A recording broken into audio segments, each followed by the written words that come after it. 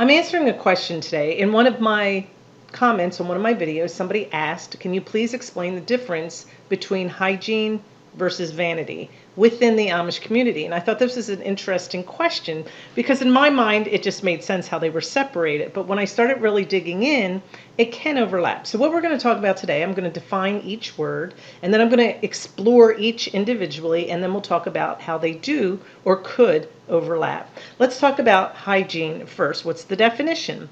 Hygiene: conditions or practices conducive to maintaining health and preventing disease, especially through cleanliness. Now let's define vain or vanity. Having or showing excessively high opinion of one's appearance, abilities, or worth. Do the Amish practice good hygiene? Yes. They're just like any other people group. Some have better hygiene than others, and that is just a personal preference in every group. And what do? Yes, they can use soap, they can use deodorant, they take baths, some of them take showers, and they use shampoo and washcloths and towels and all those things. And it's very interesting. Even as I was looking up the word vanity, there were Amish stores or people selling to the Amish for vanities in the bathroom. So you may walk into an Amish bathroom and it could be very similar to yours with a walk-in shower, vanity, toilet, and all of that. And where do they buy these things?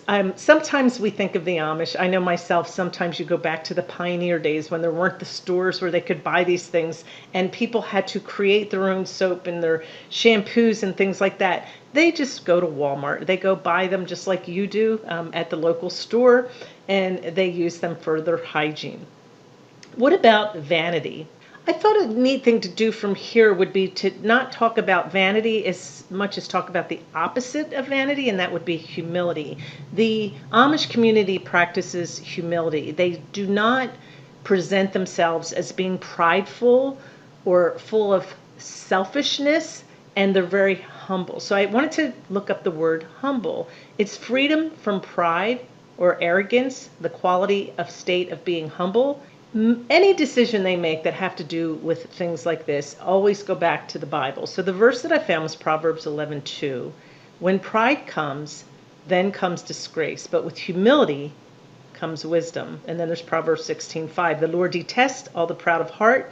Be sure of this, they will not go unpunished. And then Proverbs 16:18. Pride goes before destruction, a haughty spirit before a fall. So they work really hard to be humble. Pride is something that God hates, and he doesn't want you to lift yourself up before others. So there's a fine line. What does that have to do with hygiene? This was the question. I thought it was a good question. Can you explain the difference between hygiene versus vanity?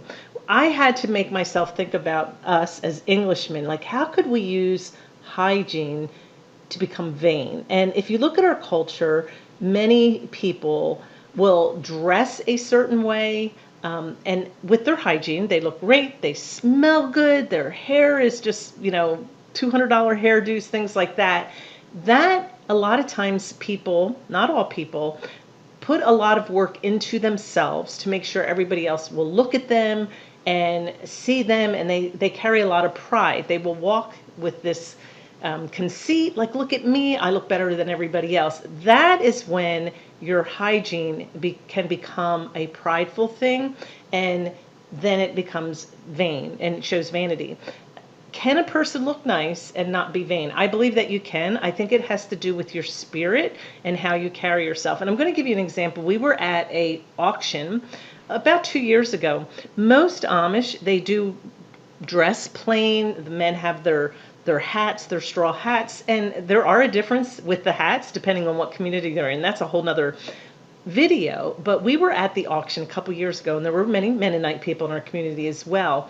And it was very, very interesting. This group of men came in, there was about 3 of them, and they had their sons with them, and they were wearing fedoras, the hat. Their hat was very different, and they still had the Amish or Mennonite pants on, the shoes, but they had very bright shirts and then a fedora to match. And it was very interesting because they even had a haughty spirit about them, like, look at us, we have nicer hats, we're wearing brighter colors.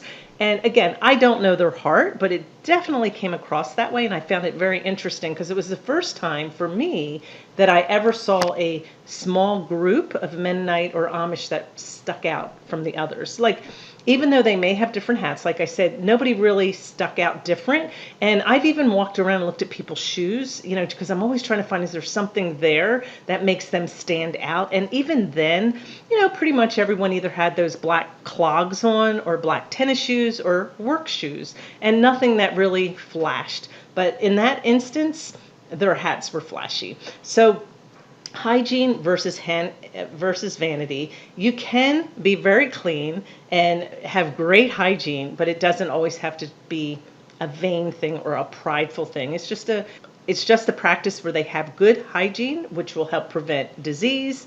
I hope that answers the question. It can overlap, but in general, it doesn't.